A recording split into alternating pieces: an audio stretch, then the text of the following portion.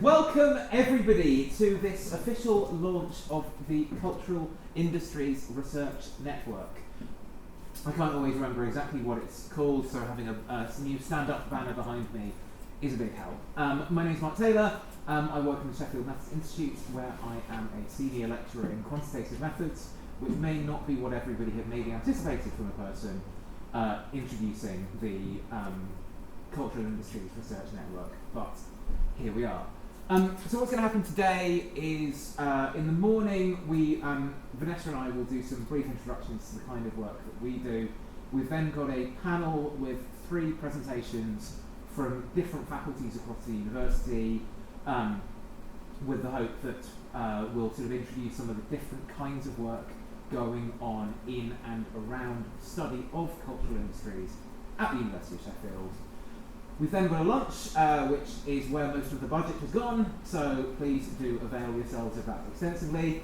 In the afternoon, we're then going to run a more sort of workshop style where we'll discuss what different people might be hoping that this network might become, what different people might be hoping to get out of it, and so on. I'm scheduled for 15 minutes, which I won't use all of, but I'll just briefly introduce how this network has sort of come about, what the team's motivations are, and what we're maybe able to get out of it. So I started at Sheffield in 2014, and the first point at which I met another person at the university working on what we might call cultural industries took place about 3.5 years later.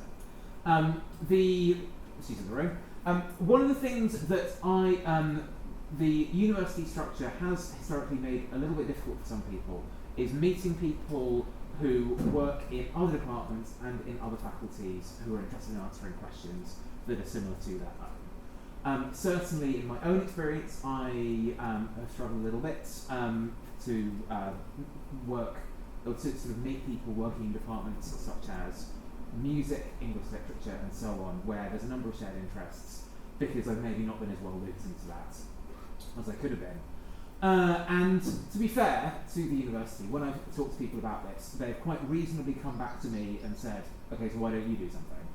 And so this represents my attempt with a team of people to do something. We're very lucky to have been awarded HIFE funding, a small pot of HIFE funding in the current round, to try to put something together to generate a network in which people who are interested in questions of cultural industries can come together.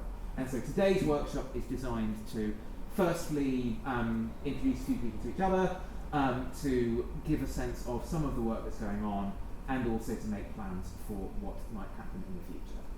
It is of course July, and it is not easy to get a group of people who work at university together in the same place in July, for a number of very reasonable reasons. For this reason, this morning session is being recorded.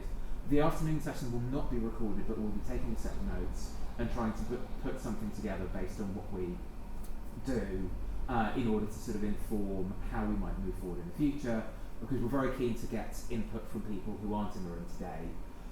And so the goal of the the network, as I understand it, is firstly to make sure that people who work in other faculties so that it becomes easier for us to meet each other and get a sense of what we were working on, and maybe start to collaborate on things together. For slightly tedious bureaucratic reasons, the people who are working on the network, who are sort of named on the network at the moment as the core team, are all from the Faculty of Social Sciences. But that's just a function of how the bid originally came together for the HIFE money. It's very much not where we want to be in the future. I'm very, very keen for this to be something that brings people together from across different parts of the university.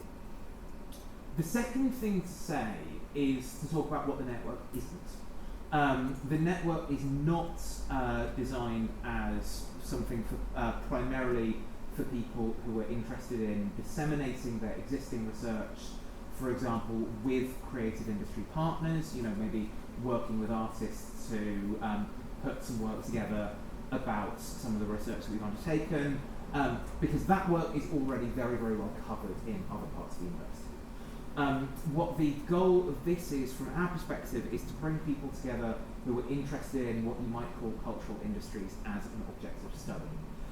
As a boring man, I am intimately familiar with the debates and discussions about what exactly comprises the cultural industries. I've read a lot of white papers on this subject. This is not what I perceive this network comprising. And I mention this because, like exactly what comprises the cultural industries is a little bit amorphous. Any time that people try to start up a new network, there's a question of what is included, what is excluded. And I think what we as a team so far are very keen to do is make sure that we're not doing this as a top-down exercise, saying these are the cultural industries that we are interested in, this is what's in, and everything else is out. But at the same time, there's often a danger with new networks that they become very amorphous and they capture everything and anything. And through this, what can maybe happen is that the momentum is lost, people don't necessarily have that much in common.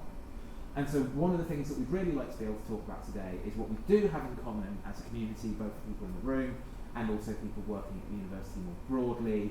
What are the areas of strength and how can we build on these in order to... Well, I was about to suggest some of the things that we might try to accomplish, but that's very much dedicated for the afternoon session.